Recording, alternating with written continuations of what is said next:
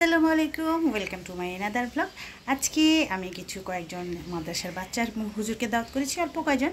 তো যাই হোক, তাদের জন্য কী কী আয়োজন করলাম সেসব কিছু আজকে আপনাদের সাথে শেয়ার করব। তো সাথে থাকুন।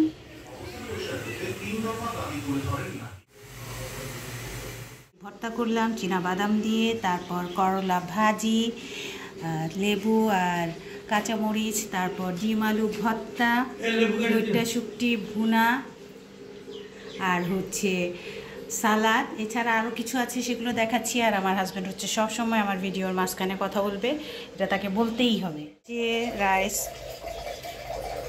মাশাআল্লাহ দেখতে ভালোই লাগছে। এই তো সবজি, এগুলো এখনও বাড়িনি, হুজুররা আসলে তারপর চিকেন রোস্ট, রুই মাছ ভুনা, গরুর গোশত, আর রাইস কুকারে সাদা ভাত। আসসালামু আলাইকুম হুজুর।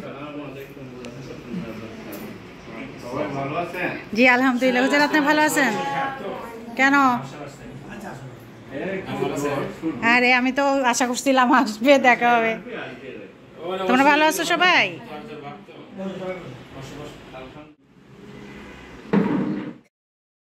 হুজুর প্রথমে সবাইকে নিয়ে মোনাজাত করলেন। আমার যারা মুরব্বীরা মারা গিয়েছেন তাদের জন্য, আমার শাশুড়ি আম্মা ওনারা যেন সুস্থ থাকেন এবং সবার ওদের জন্য প্লেটে দেয় ওরা কি।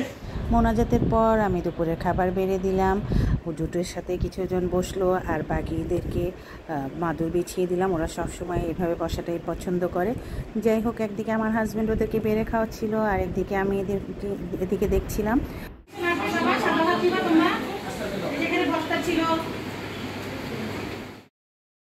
আমি সবসময় ওদের জন্য কিছু নতুন টাকা রাখি, কারণ ঈদে তো ওদের সাথে আমার দেখা হয় না। তো ঈদের বকশিস হিসেবে ওদেরকে দিই, ওরা খুব খুশি হয়। তো ওদের জন্য রেখে দিয়েছিলাম। যে কয়জন বাচ্চা আসলো ওদেরকে আমি সবাইকে কিছু নতুন টাকা দিলাম, এবং ওদের এই খুশিটাই আমার খুব ভালো লাগে। আমি সবসময় এটা খুব এনজয় করি।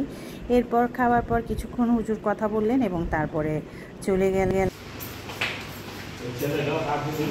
হুজুরা চলে গেল। এখন আলহামদুলিল্লাহ সব সহি সালামত হয়েছে। এখন আমরা বসবো। যাই হোক, ভালো থাকবেন সবাই। আল্লাহ হাফেজ।